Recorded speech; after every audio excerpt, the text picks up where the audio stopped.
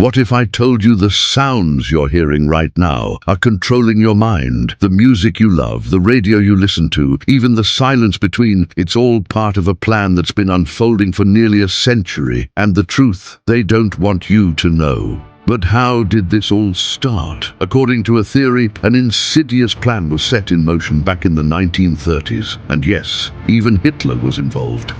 But why? What did they want to achieve? The goal was control, not through armies or weapons, but through the most unexpected method, sound. But how could sound control entire populations?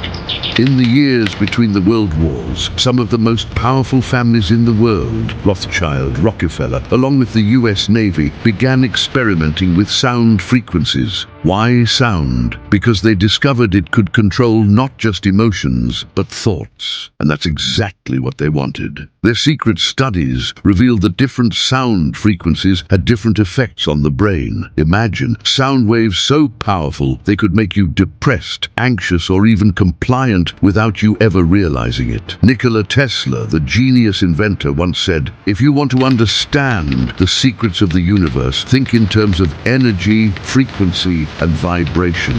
But what if his words were more than just science? What if they were a warning about how these frequencies would be used against us? But it gets darker. Among the frequencies they experimented with, one stood out: 444 hertz, known today as the frequency of the devil. Why? Because this frequency has been proven to lower your mood, weaken your thinking, and disrupt one of the most important parts of your brain, your pineal gland. But why the pineal gland? It's the part of your brain that controls your perception, your awareness, and your ability to see through manipulation. Imagine if you could turn off that part of someone's brain. Wouldn't it make them easier to control? But how did they do this on a massive scale? That's where Rockefeller comes in. He knew he couldn't control the world one person at a time. So he turned to something bigger: radio. During the wars, he used military radios to broadcast these hidden frequencies, but that wasn't enough. He needed to reach everyone. That's when the music industry became their ultimate weapon. Music is universal. It touches everyone. So they did something you wouldn't believe. They changed the frequency of all music from 432 hertz, the natural frequency of the universe, to 444 hertz. Think about it. The songs you've listened to your entire life, the music that's supposed to bring joy, might actually be poisoning your brain. But why music? Because it's everywhere. It's in your car, your headphones,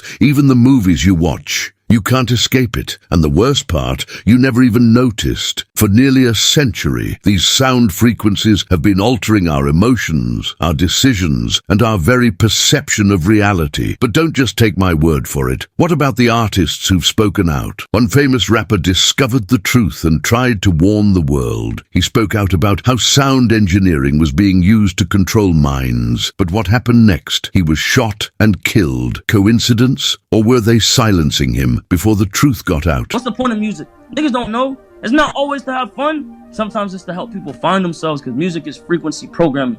What frequency are you being fed? So I was playing with frequency. I was playing with equalizers. I figured out that hertz is to understand the frequency vibration, right? Kilohertz, megahertz. If I play with those frequencies, right, I can target certain parts of the mind, and I can literally And it's not just him. In 2019, Madonna, who takes her to the crossroads with one eye in the form of the Antichrist. Her performance in Israel raised more questions. Why? Because her show was filled with symbols, gas masks, nuclear explosions, and references to the Antichrist. In her song, she sang, "Not everyone is going to the future." But what did she really mean? Was it just a performance? Or was it a message about the very plan we've been talking about? So what if all of this is true? The sound frequencies, the mind control, the manipulation we've been under for decades. What if the music, the radio, and even the devices we use every day are part of a plan to control how we think and feel? We know sound has power. We know frequencies affect our brains, but could they really be using it to control the entire world? And if they are, how do we stop it? Whether you believe it or not, it's something to think about. What if the music you've been listening to, the sounds you hear every day, are part of something much bigger? And what if the real question is, will you ever be able to hear the truth?